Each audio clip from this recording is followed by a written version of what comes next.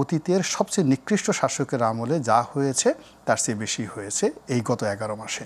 এই সরকারের যারা কর্তা ব্যক্তি তারা এই ক্ষমতায় আসার আগে সবাই ছিলেন আমাদের এই জাতির প্রিয় মুখ। উপদেষ্টাতে যারা ছিলেন তাদেরকে দেখলে আমাদের ভালো লাগতো, তাদের কথা শুনলে আমাদের ভালো লাগতো, আর তাদেরকে নিয়ে আমরা কল্পনা করতাম যে এই মানুষগুলো আকাশের চাঁদ বা তারকা হিসেবে আছে এবং তারা যদি কোনোদিন আমাদের ক্ষমতার চেয়ারে বসে তাহলে আমাদের যে স্বপ্ন সেই স্বপ্নগুলো বাস্তবায়িত হবে এবং রাজনীতিবিদদের বিরুদ্ধে যে সকল অভিযোগ রয়েছে সেই সকল অভিযোগ এদের বিরুদ্ধে আসবে না। এরা মিথ্যা কথা বলবে না, এরা দেশের টাকা নষ্ট করবে না, এরা মানে গতানুগতিক রাজনীতির বাইরে গিয়ে বাংলাদেশকে একটা ওয়েস্টার্ন স্টাইলের আধুনিক গণতান্ত্রিক কল্যাণমুখী রাষ্ট্র পরিণত করবে। এই স্বপ্নগুলো যারা আমাদেরকে দেখাতেন বাংলাদেশে প্রায় সবগুলো মানুষ গত 11 মাস ধরে এই রাষ্ট্র পরিচালনা করছে।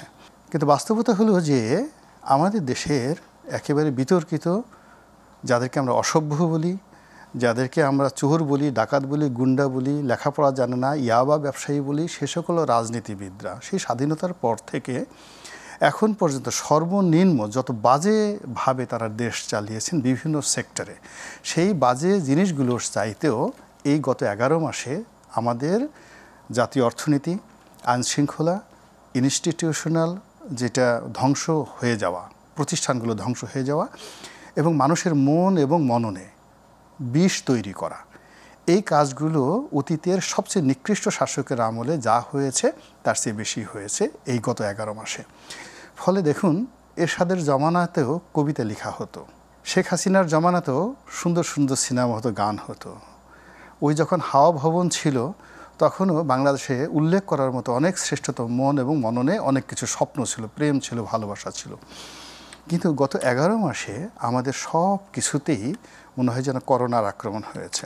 ফলে যারা ব্যবসা করে হাহাকার, যারা রাজনীতি করে শুধুমাত্র দুঃস্বপ্ন। এই যে রাজনীতিতে জুলাই আগস্ট বিপ্লবের পরে বিশাল একটা সম্ভাবনা সবাই দেখেছিল এবং দেয়ার ওয়াজ নো আওয়ামী লীগ, কোনো আওয়ামী লীগ বাংলাদেশে ছিল না, নামও ছিল না, এবং আমরা তো ধরে নিয়েছিলাম যে আওয়ামী লীগ সারা জীবনের মতো কবর রচনা হয়ে গেল, আহা এই 35% লোকের কি হবে।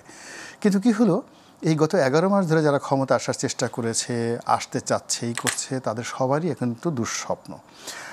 এই যে তাদের এখন যারা রাষ্ট্র চালাচ্ছে তাদের বিভিন্ন ত্রুটি, তাদের ভুল, তাদের ভ্রান্তির কারণে তাদের মুখগুলো, যেগুলোকে নিয়ে আমরা স্বপ্ন দেখলাম, সেই মুখগুলো আজকে বিভৎস হয়ে গেছে, সেই মুখগুলো এখন কালো হয়ে গেছে। সেই মুখগুলো দেখলে আমাদের মেজাজ গরম হয়ে যায়, তাদের কথা শুনলে আমাদের গোস্বা আসে।